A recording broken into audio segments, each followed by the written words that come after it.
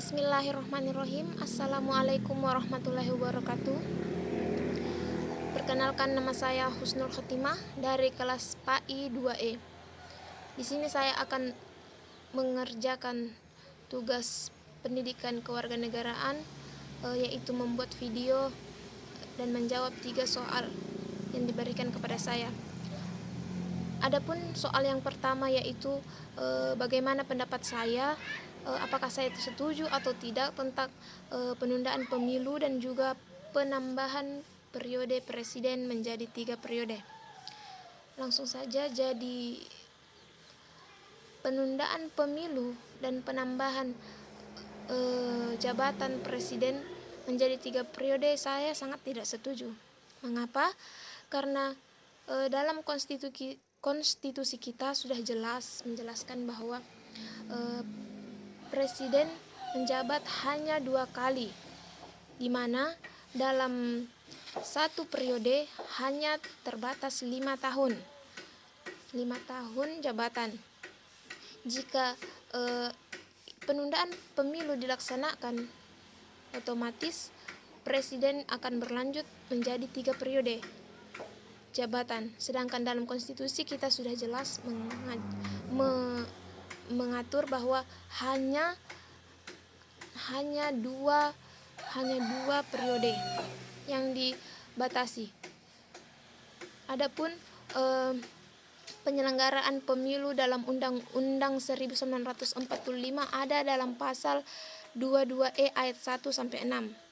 Di situ pemilu dikatakan dilaksanakan secara langsung, umum, bebas, dan rahasia dan adil setiap 5 tahun sekali. Artinya bahwa setiap 5 tahun Undang-Undang 1945 sudah mengunci bahwa pemilu akan dilaksanakan setiap 5 tahun sekali. Jadi jika ada penundaan pemilu, maka itu sudah jelas telah melanggar konstitusi yang telah ada. Adapun soal yang kedua yaitu menjelaskan tentang alur pendaftaran, alur pelaksanaan pemilu dan juga lembaga-lembaga yang terlibat dalam pemilihan umum. Jadi yang pertama yaitu pendaftaran peserta pemilu, yang kedua adalah penetapan peserta pemilu, yang ketiga adalah penetapan jumlah kursi pemilihan umum, yang keempat adalah pencalonan presiden, MPR, DPD, DPRD provinsi, DPRD kabupaten dan kota.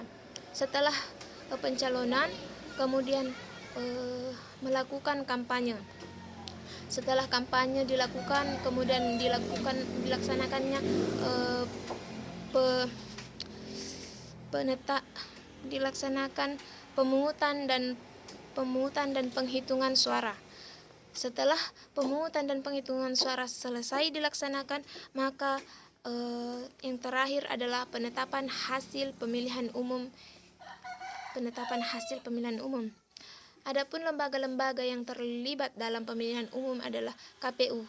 Kemudian KPU bekerja sama dengan beberapa lembaga seperti Bawaslu, KPK, KIP, KPI, Komisi Yudisial, Komisi Kejaksaan, Komnas HAM, dan Komisi Perlindungan Saksi dan Korban.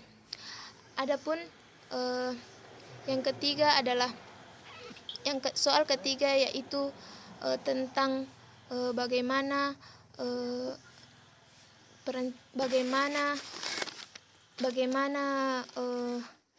alur atau mekanisme dari penetapan dan dari sebuah undang-undang, mulai dari pengumpulannya, pembahasannya sampai yang terlibat dan bagaimana prosesnya. Jadi yang pertama itu sebuah rumusan undang-undang bisa berasal dari presiden, DPR, dan DPD. Yang kedua RUU yang diajukan oleh presiden disiapkan oleh menteri atau pimpinan lembaga yang terkait. Yang ketiga, RUU kemudian dimasukkan ke dalam program legislasi nasional atau Proglegnas oleh Badan Legislasi DPR untuk jangka waktu 8 tahun. Yang keempat, RUU yang diajukan harus dilengkapi dengan naskah akademik, kecuali untuk RUU Anggaran Pendapatan dan Belanja Negara atau biasa disingkat dengan APBN.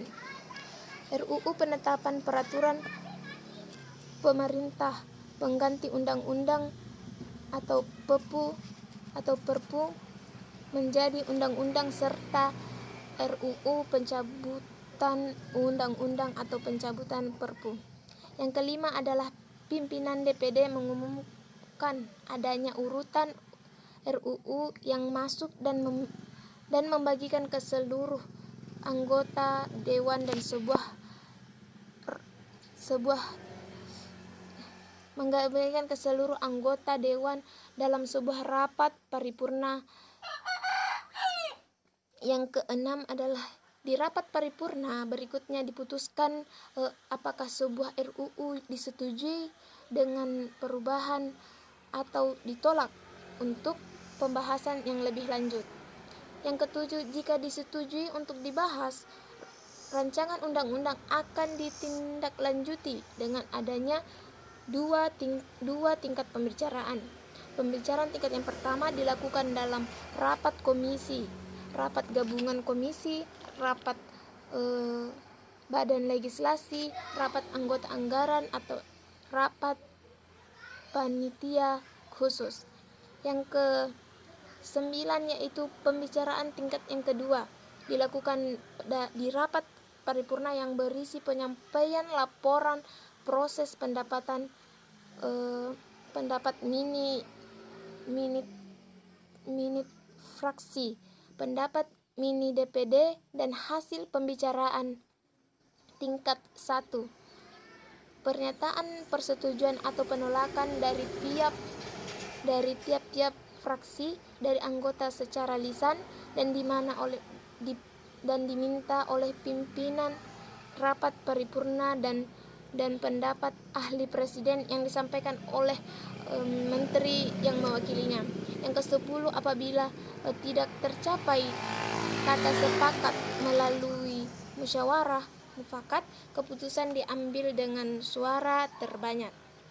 Yang ke-11, bila rancangan undang-undang mendapat persetujuan bersama dari DPR dan wakil presiden, maka kemudian diserahkan kepada presiden untuk